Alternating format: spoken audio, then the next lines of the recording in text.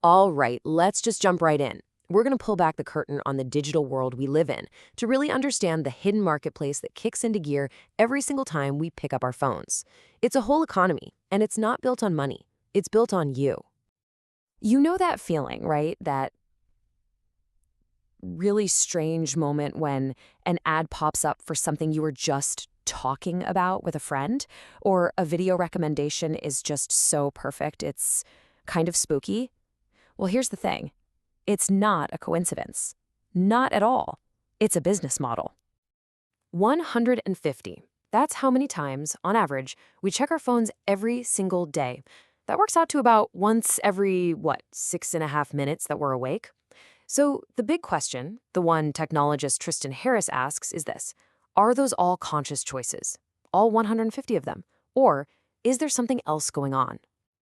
And to answer that, we really have to get our heads around one key idea. The apps, the websites we use every day, they aren't just neutral windows to the world. No way. They are meticulously engineered environments. Think of the people who build them as modern-day magicians. They are masters of persuasive design. Okay, so check this out. This gets to a fascinating quirk in our psychology. There was this study, right, at Cornell back in 2005. They had people eat soup from a bowl that was, get this, secretly refilling itself. And the result was just wild. People ate 73% more soup, and they didn't even feel any fuller. Why? Because they never saw the bottom of the bowl. They never got that simple visual cue that says, hey, you're done. And that right there, that bottomless bowl principle, is exactly what's at work in our pockets. Think about it. That infinite news feed on your favorite app, it's a bottomless bowl of content.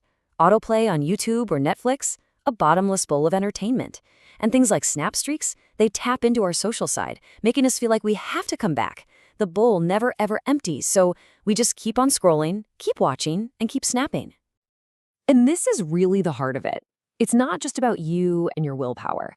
Your individual willpower is up against armies of engineers and psychologists on the other side of the screen. Their one and only goal? To maximize the time you spend on their platform. Because that's the whole game. Your time, your focus, your attention. That's the price.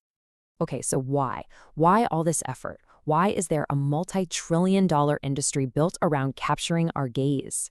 Well, the answer comes down to some pretty simple economics about a resource that's incredibly scarce and incredibly valuable. This quote really nails the foundational idea of what we now call the attention economy. And what's just mind-blowing is that Herbert Simon, an economist, said this way back in 1971, long before the internet was a thing in our homes. He basically saw the future.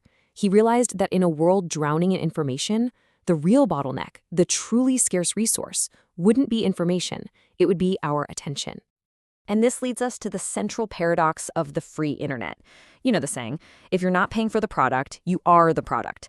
We get all this amazing stuff, social networks, search engines, video platforms, for what seems like free. But a payment is definitely happening. We're paying with our attention, and that attention gets bundled up and sold. So the real takeaway is this. We're not the customer. The advertisers who want to influence what we do, they are the customers. But here's where it gets even deeper. Selling our attention for ads, that's really just scratching the surface. In the last couple of decades, something much more profound has been built underneath all of that. A completely new kind of capitalism that's mining a whole new kind of natural resource. And it has a name, surveillance capitalism. This is the term scholar Shoshana Zuboff coined, and it's a big deal. She argues it's not just an extension of the old way of doing things. It's more like a rogue mutation of capitalism. Its core belief that every single aspect of our lives, online and now increasingly offline, is just free raw material for its factories. So how does this whole thing actually work? Well, it all started with one key discovery. Companies figured out that the data we generate, it's not just useful for making their service better. All the leftover data, our search history, how fast we type, where we are, what we like, even the tone of our voice. This digital exhaust, as it's called, could be used for something completely different. It could be used to predict what we're going to do next. And that leftover stuff, that's what they call behavioral surplus. And this is the machine that runs on that surplus. Now, this diagram from Zuboff's research, I know, it looks complicated. And that's because it is complicated. But this is basically the blueprint for this new kind of factory. A factory that takes our everyday experiences and turns them into profit. So let's just walk through it real quick. Step 1. Everything we do gets turned into data. Step 2. They skim off that valuable surplus data. Step 3. That surplus gets fed into what they call machine intelligence. Think of it as the new factory floor. And what comes out the other side?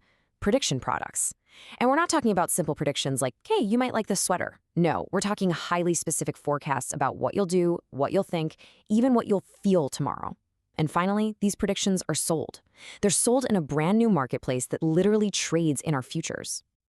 So, to put this all in perspective, think about it this way. Good old industrial capitalism got rich by taking stuff from nature, steel, oil, trees, and turning it into products to sell to us. Surveillance capitalism? It gets rich by taking our life experiences and turning them into prediction products to sell to other people. It's a massive, fundamental shift in how the market even works. But the story doesn't end there, because the logic of this market, it doesn't just stop at predicting what we'll do. I mean, what's the most accurate prediction you can make? It's a guaranteed outcome, right? And that simple idea leads us to the final, and honestly, the most important part of this whole thing. Because this is the end game. The whole system starts to evolve. It moves beyond just observing us to actively shaping us. It starts using these subtle cues, these little nudges, these tiny manipulations to tune our behavior, to make us more predictable, and ultimately to guarantee that we act in ways that are profitable for their real customers. It's not enough to know where you're going to go for coffee tomorrow. The goal is to send you there. And that leaves us with a really profound thought to chew on. You know, at the first industrial revolution, it flourished, but at a huge, unforeseen cost to the natural world. Shoshana Zuboff's work really challenges us to stop and consider the cost of this new revolution. Because what we have now is a system that isn't just watching us, it's actively shaping us. And the question that forces us all to ask is, in this new economy, who is the sculptor and who is the clay?